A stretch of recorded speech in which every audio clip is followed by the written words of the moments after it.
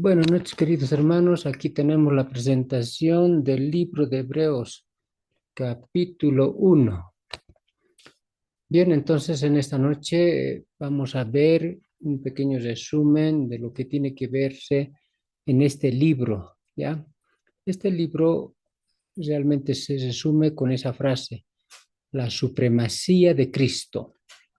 Entonces, en este caso, vamos a hacer lo que es necesario realizar la introducción. ¿Qué libro requiere?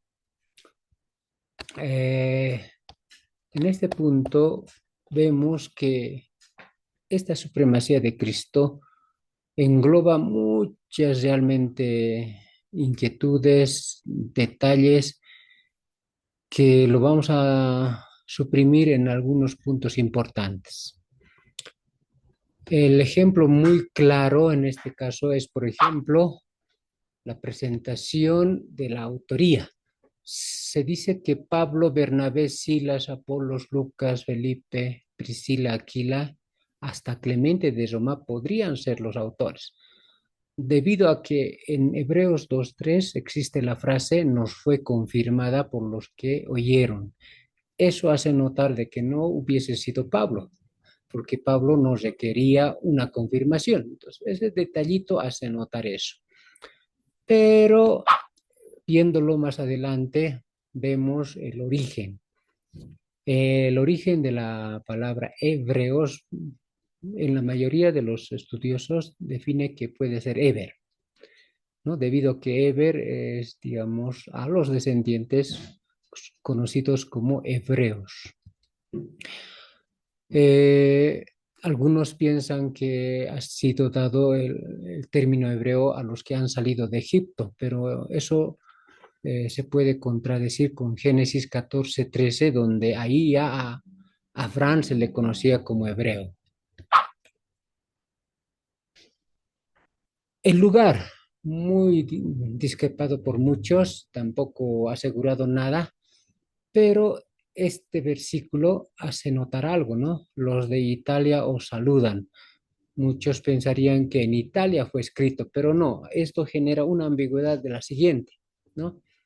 Es una referencia ambigua debido a que podría significar o aquellos que habían partido de Italia estaban viviendo en otros lugares, ¿no? Los de Italia, ¿no? Porque han salido de Italia, están radicando en un lugar. O también podría ser aquellos que aún estaban en Italia. Entonces, esa es la ambigüedad, ¿no? No se sabe, ¿no? Entonces, por esa ambigüedad, pues también se sugiere Grecia y Asia Menor como posibles orígenes de el libro que hubiese sido escrito. Otro detalle es el porqué del libro, ¿no? ¿Cuál es el objetivo? ¿Qué es lo que marca? Bueno, esos son los acápites. Creo que los hebreos han pensado de que Jesús, el Cristo, era un ángel más o un profeta más, algo así, ¿no?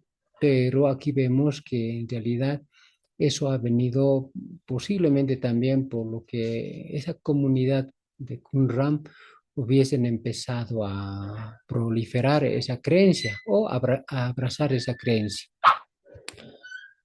¿Qué más podemos decir? Ya arrancando desde el versículo 1:1, podemos decir lo siguiente. La palabra muchas veces y la palabra muchas maneras hay que desarrollarlo detenidamente. Muchas veces se puede pensar que desde Adán habló con Dios, pero ¿será que Pablo está hablando considerando a Adán desde este momento? No. Podemos decir que no, ni Abel ni Enoch, posiblemente Abraham, porque hemos visto que era profeta, ¿no? Posiblemente, pero aquí más que todo Pablo enfoca a Moisés desde el profeta inicial y luego cualquier otro profeta. Porque aquí dice en otro tiempo a los padres por los profetas, dice, ve. Entonces, consideramos a todos los profetas desde Moisés para adelante, ¿sí? Eso sería cuando habla Pedro, o perdón, en este caso Pablo, cuando dice muchas veces. ¿Y qué se refiere muchas maneras? Ah, entonces se refiere a sueños, visiones, símbolos y parábolas. Esos son los medios que usó Dios para hablar a través de los profetas. Eso hay que explicar, hay que dar ejemplos sobre ese punto. El término postreros días, ¿qué se refiere postreros días? ¿No? Eso es importante definir también. Bueno, en estos textos vemos que desde antes se hablaba de los postreros días. Ahí vemos números y el término estrella de Jacob. Otro hecho es, por ejemplo, los postreros días desde el punto de vista postreros tiempos, ¿no? Entonces ahí vemos ese caso especial también que podría considerarse. ¿Listo? Continuamos. Heredero. Heredero podemos considerarlo desde el punto de vista también teológico. ¿Cómo? Por el logro obtenido en su misión como enviado, ¿no? Desde ese punto de vista podemos ver que Cristo era el heredero. Sustancia, cuando la Biblia nos habla de sustancia, hay que nomás definir a qué se refería. Entonces, en este caso vamos a tener que estudiar los atributos de Dios, transferibles y no transferibles. En este caso, ese es un largo estudio que se tiene que hacer cuando queremos hablar de Hebreos 1:13. ¿Listo? Otro caso, el término hecho en Hebreos 1:4 hace también notar a algunos de que Jesús o el Cristo hubiese sido hecho, ¿no? Creado, ¿no? Pero en este caso, hecho, hay que denotarlo según la Biblia, cómo lo define. El verbo griego usado no se refiere a un cambio de existencia, porque podemos decir que antes no existía y ahora existe, ¿no? En ese contexto no está definido la palabra hechos, sino a un cambio de estado. Es muy diferente, cambio de existencia a cambio de estado, ¿sí? Eso es muy importante definirlo. ¿Qué significa cambio de estado? Ah, es que antes no estaba definido, ¿no? Su estatus, digamos, con referencia a sus hechos. Ah, ya, entonces solo es un cambio de estado, no es un cambio de existencia. Eso para rechazar la teoría de que Cristo fue hecho, ¿no? Fue creado. Eso hay que definir muy bien. También dice le hiciste en ese versículo, ¿no? Otro detallito que hay que ver es el tema de la superioridad, ¿no? Hecho tanto superior, dice, pero en otro texto dice algo diferente. Y el tema del nombre, ¿por qué lleva más excelente nombre? ¿Será que el nombre Jesús es algo especial? No, no se refiere a eso. Entonces aquí vemos también en Hebreos más adelante 2:9 de que habla un poco menor también, ¿no? Entonces, eso hay que definir qué quiere decir el verso 4 y este verso 9. Entonces, definamos. Superior significa por el verso 5 más adelante, donde Dios le dice, mi hijo eres tú. Por esas razones, superior a cualquier ángel, por realmente ese término que Dios le dijo, ¿no? En quien tengo complacencia. A nadie dijo, hijo, dice, ¿no? La Biblia. ¿Y por qué es menor que los ángeles? Por el hecho de que fue encarnado, ¿no? Esa es la razón por qué, digamos, se describe de esa manera esos conceptos. Eso hay que notar muy bien. Y continuando, podemos decir de que también este texto a veces alimenta a aquellos que no creen que Cristo es Dios, ¿no? Porque aquí dice que fue engendrado hoy. ¿Ve? Entonces aquí podríamos pensar que desde un principio Él fue la primera creación, pero aquí no dice eso.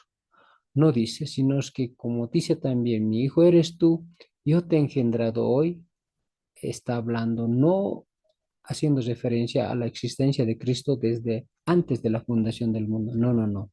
Sino es que, como dicen el Salmos, haciendo referencia a su encarnación, ¿ya? Yo te engendré hoy. ¿Sí? Entonces, eso hay que tener mucho cuidado, hay que explicar. Y aquí también nos dice, introduce al primogénito. Aquí también pareciese que fuese creado el Cristo, ¿no? Pero no es así. Y cuando dice introducido al mundo, dice pues también de su encarnación. Y ahí donde los ángeles adoraban al Cristo. Luego también muchos textos como acá, en Segunda Samuel, habla, ¿no? De que iba a venir el Cristo, ¿no? Y ahí dice, levantaré, algo muy importante. Este texto a veces es usado para hacerlo referencia al sucesor siguiente de David, que es Salomón. Pero si ustedes estudian este texto, no es exactamente a Salomón la referencia, sino es al Cristo, porque dice, mira, él edificará casa a mi nombre y yo afirmaré para siempre el trono de su reino. ¿Ya? Entonces, este texto está netamente hablando del Mesías que iba a venir, no exactamente de Salomón. ¿Ya? Y eso hay que estudiarlo muy adelante. Donde dice también más adelante, yo le seré a él padre y él me será hijo. Y cuando este texto se maneja más adelante en la profecía, habla no de Salomón, sino del Cristo. Ya es muy importante analizar. Continuando este versículo o este capítulo, realmente ya no es tan complicado de interpretar estos versículos, pero sí hay que hacer hincapié en estas palabras, compañeros. ¿A quién se refiere? Ellos perecerán, dice. ¿Quiénes son esos ellos? Y todos ellos, dice. Entonces, esos términos, ¿no? Yo requiero que se haga una aclaración y finalmente serán herederos, dice, ¿no? Entonces, haciendo una lectura, vemos que en el verso 9 dice, has amado la justicia y aborrecido la maldad, por lo cual te ungió Dios, el Dios tuyo, con óleo de alegría más que a tus compañeros. ¿Sí? Entonces, eso hay que determinar bien a quién se refiere. En este caso sabemos que los reyes, los profetas y muchos han sido ungidos. Entonces, a todos aquellos que han sido ungidos con aceite son los compañeros, ya, a los cuales se refiere este verso 9. Ahora dice, verso 10, y tú, oh Señor, en el principio fundaste la tierra y los cielos son obra de tus manos. Y cuando dice, ellos perecerán, no está hablando de los enemigos de Dios, ¿no? O los ateos o los impíos, ¿no? Sino está refiriéndose justamente al verso 10, toda la creación, que dice, cielo y tierra pasarán, mas tu palabra no pasará. Entonces, ellos perecerán, está hablando de justamente su creación, la creación de este mundo. Mas tú permaneces, dice, ¿eh? Y todos ellos se envejecerán como una vestidura. Entonces, nuevamente habla de la creación. Y finalmente, cuando dice herederos, el verso 14, no son todos espíritus ministradores enviados, dice, ¿no? Enviados, y lo voy a mover, enviados. ¿Qué más dice?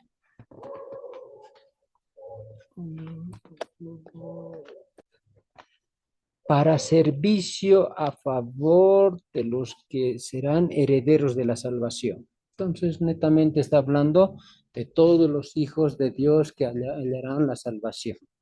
Entonces, eso sería, digamos, el resumen minucioso que se ha hecho haciendo hincapié de todos los versículos que se tenía que hacer. Entonces, esperamos que esta explicación pueda ser pues de utilidad para aquellos que requerían una aclaración pertinente a los términos del capítulo.